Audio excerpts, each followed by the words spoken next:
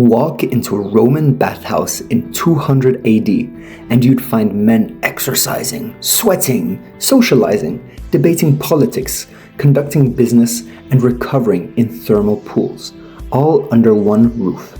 It was the center of Roman civic life, open to virtually everyone and visited daily by millions. Now walk into a modern gym. There are exercise areas, steam rooms, communal showers, a lobby where people linger longer than they need to. The architecture is different. The technology is different, but it somehow is exactly the same.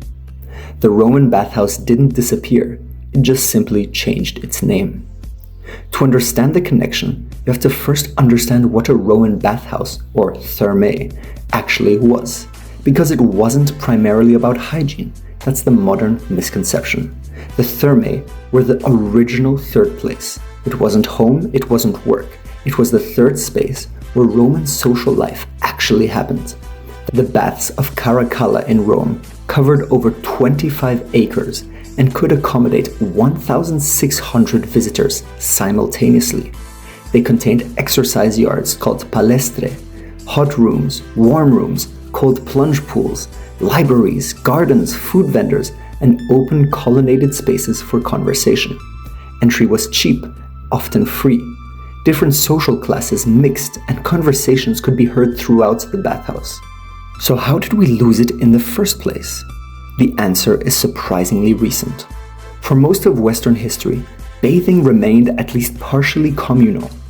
Public bathhouses persisted through medieval Europe and well into the 19th century.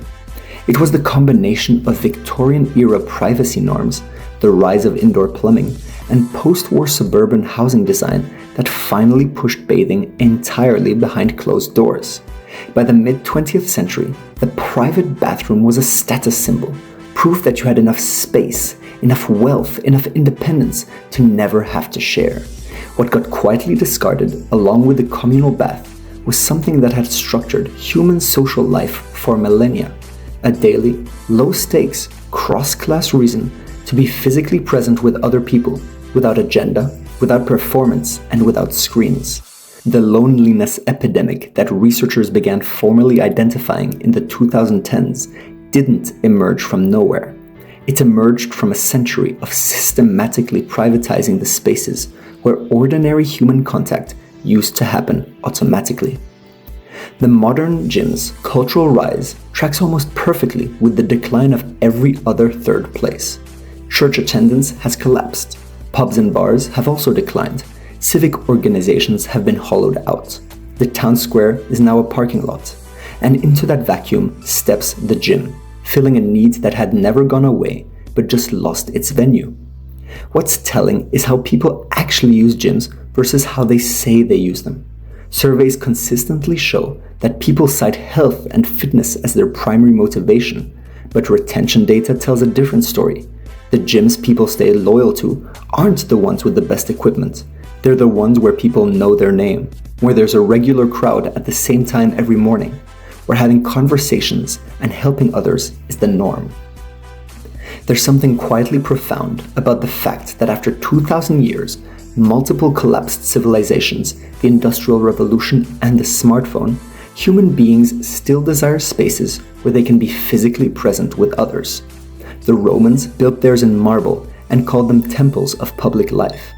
We built ours in mirrored steel and called them fitness centers. But strip away the branding, and the need they're answering is identical. 2,000 years of history, and trends still show we need a space where strangers become, briefly, something closer to neighbors. That was it. I hope you enjoyed, and if you did, please come back next week for the next video. See you!